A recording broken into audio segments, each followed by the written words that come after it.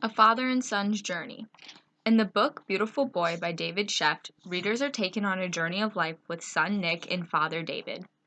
Sheff shows reader inside his life and the struggles him and his family face from the time Nick is born to present day. Nick Sheff is the son of David and Nikki. At a young age, his parents divorced, forcing him to constantly fly back and forth from San Francisco to Southern California.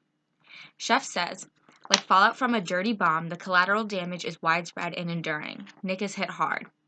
This quote relating to how Nick was impacted by the divorce. During the school year, it was just Nick and David for a while. Until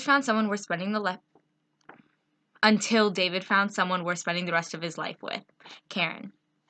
Nick is still very young at this point, and going through a separation and now gaining a stepmom is most likely the source of his drug addiction.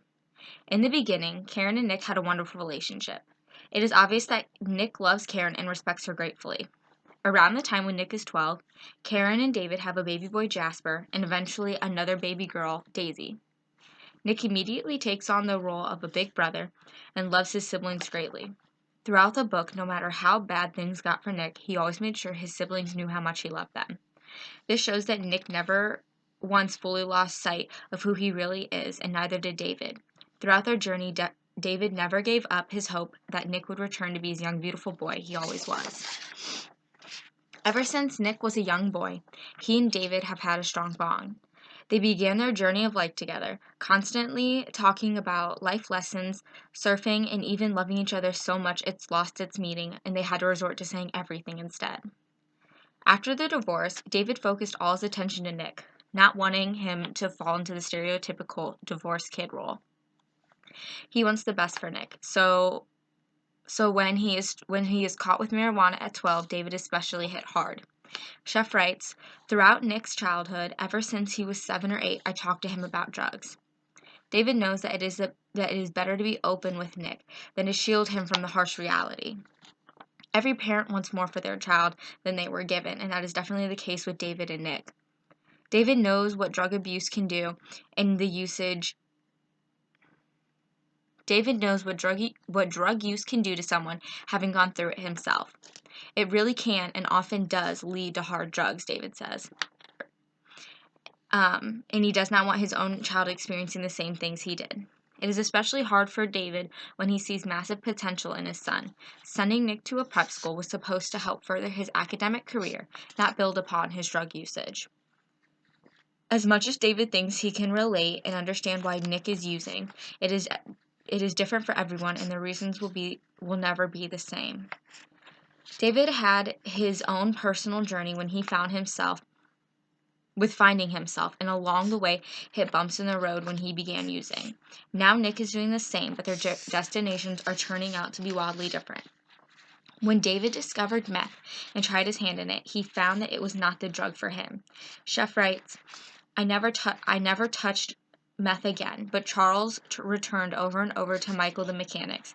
His meth run lasted for 2 weeks. He saw the consequences it had on his friend and realized that it was not the life he wanted for himself. He had greater self-control than Nick and was able to stop using after one time. Unfortunately for Nick, meth has proven to be very addicting and life-controlling.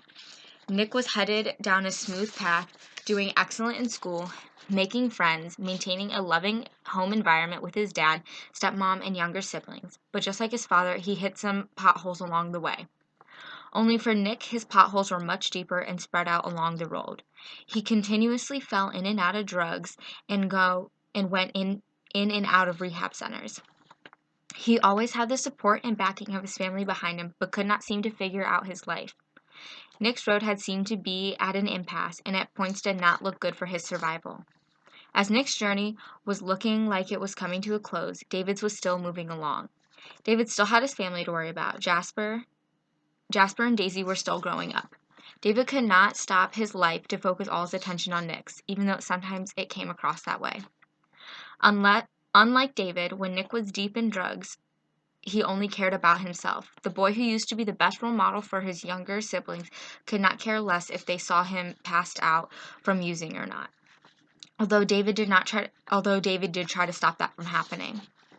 Sheff writes, once more I explained to David I explain to Jasper and Daisy as well as I can. All they comprehend is that Nick is in trouble and their parents are racked with worry. It is not fair to these kids that they have to worry about their brother using instead of typical thing. It's not fair to these kids that they have to worry about their brother instead of typical kid things, such as who they will sit next to on the bus. David and Nick's journey began the same, but somewhere in the middle reared apart from one another and never really found their way back together. Throughout the book, readers saw David struggle to maintain hope for his son's recovery and fight to stay strong for the rest of the family. Chef writes, I am in the neuro ICU after cerebral hemorrhage. Not a lobotomy, but near enough. David surviving this traumatic event should show him that he has more to worry about than just Nick. David has to care